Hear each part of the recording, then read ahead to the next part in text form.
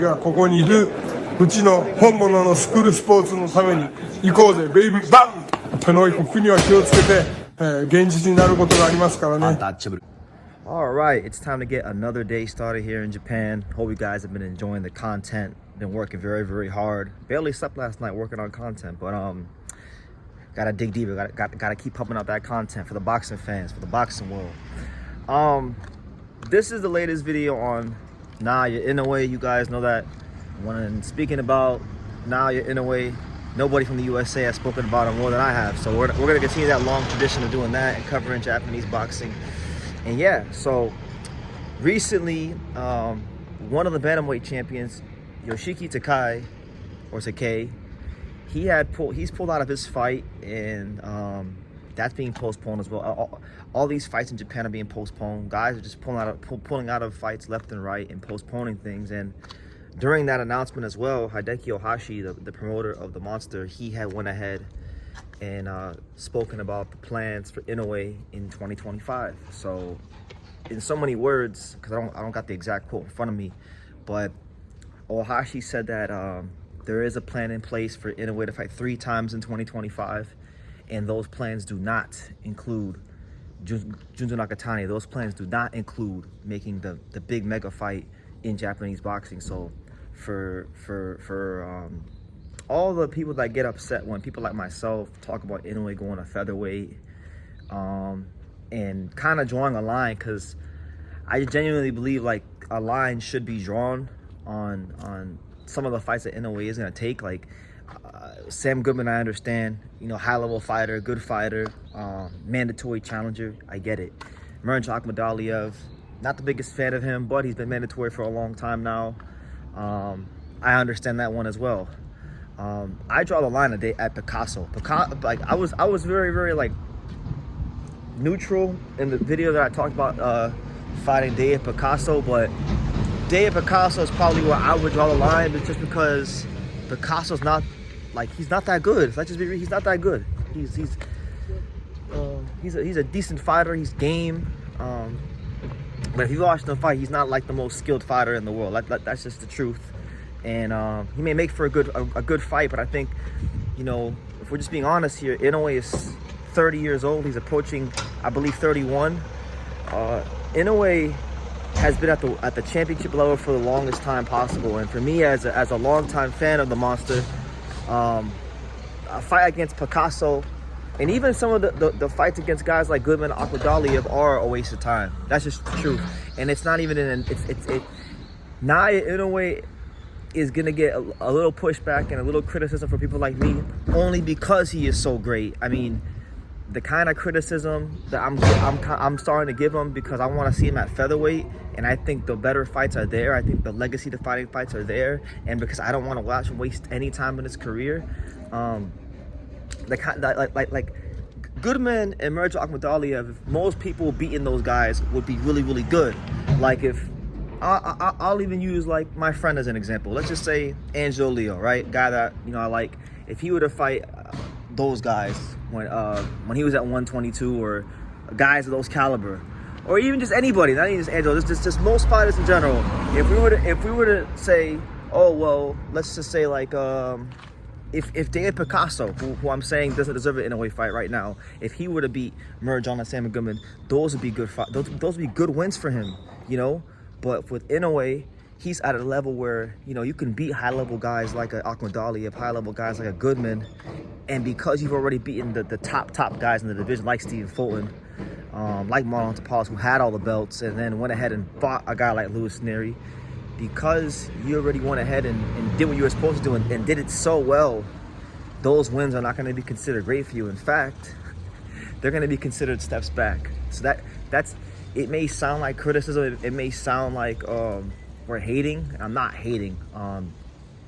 Inoue is so great that he gets criticism for fighting high level guys that are high level, but guys that are not champions, you know, guys that are not of the caliber of who we beat to become champion.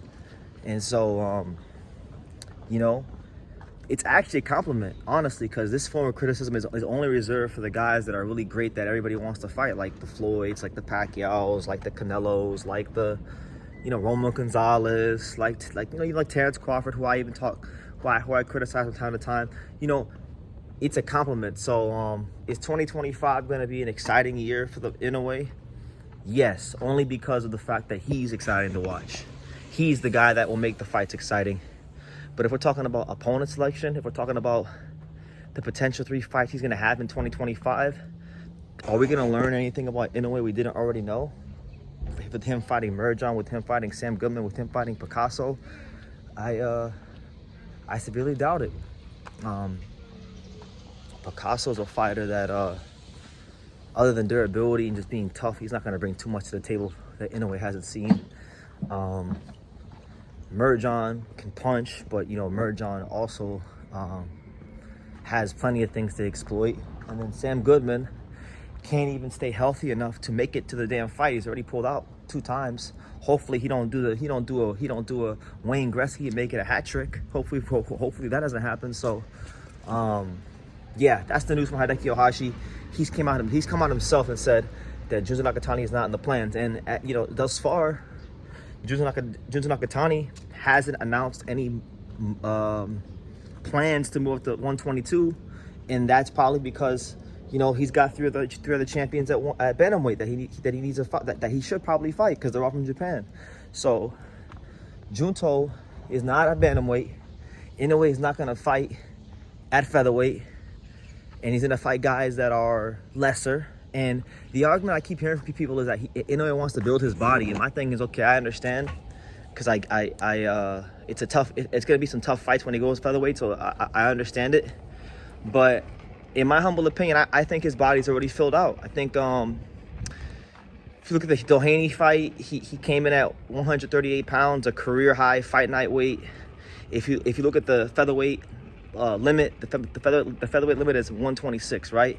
If he were to fight for, let's just say, an IBF title, which has a second day weigh-in, where you cannot rehydrate above the 10-pound limit, he couldn't rehydrate above 136. He's already rehydrating above the 136-pound limit as a 122-pounder. So what that indicates to me is that his body has filled out, and that he is strong enough to be a featherweight right now. And I think that, you know, I will give him a pass for the 2 mandatory fights, or one more fight at super bantamweight. But I just really do think that the plan for 2025 for Inoue, and this is my honest opinion, I believe it's a colossal waste of time. And what's going to happen is this. He's going to go in as the favorite against all those guys, heavy favorite, as he should, because he's much better than, well, not much, he's better than those guys, all right? And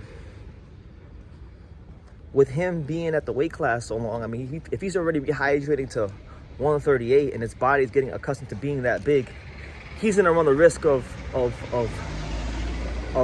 being weight drained in one of these fights.